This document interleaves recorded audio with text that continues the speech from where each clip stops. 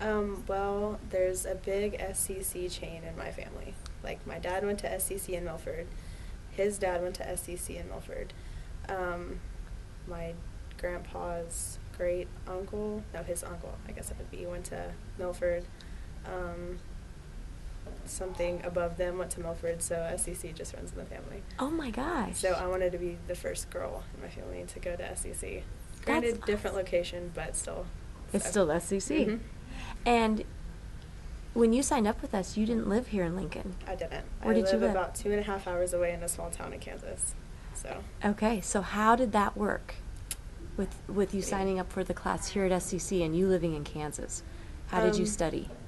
I did that all online. It was pretty difficult because online doesn't work for me, but I don't know. I have a big support group at home, so they were big motivators and pushing me and everything, and it worked out. I think I got about 32 hours so far, so yeah. Yeah, so then when you moved here to Lincoln and you came into the lab, were there other things that we did that helped you? Yeah, you guys were great. You helped, if I needed help and I had a question or anything, like, you guys helped me a lot. Like, Charlie, is that his name? Mm-hmm. Our math tutor? Yeah, he sat down and helped me with fractions before I went in for my math. And then you had me take the written math. Sample test? Yep, and you sat down and helped me with questions I didn't understand.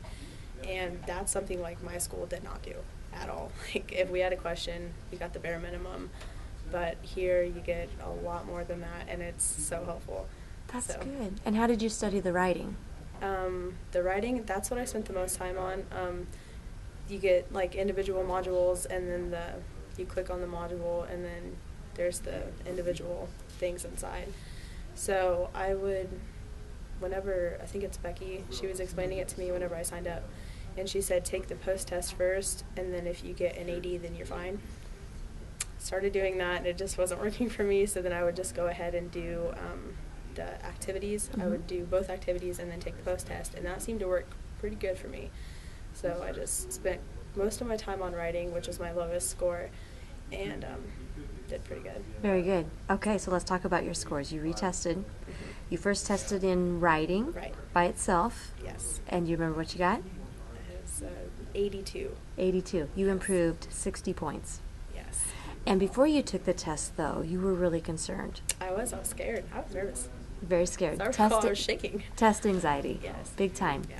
So was there anything that we did to help calm you so that you could concentrate before you took the test? Yeah, you guys are big motivators. You guys are big cheerleaders, big support team, so that really helps a lot. That's good. So then we talked you into taking the reading test Mhm. because you had a 75 and you only needed 5 more points.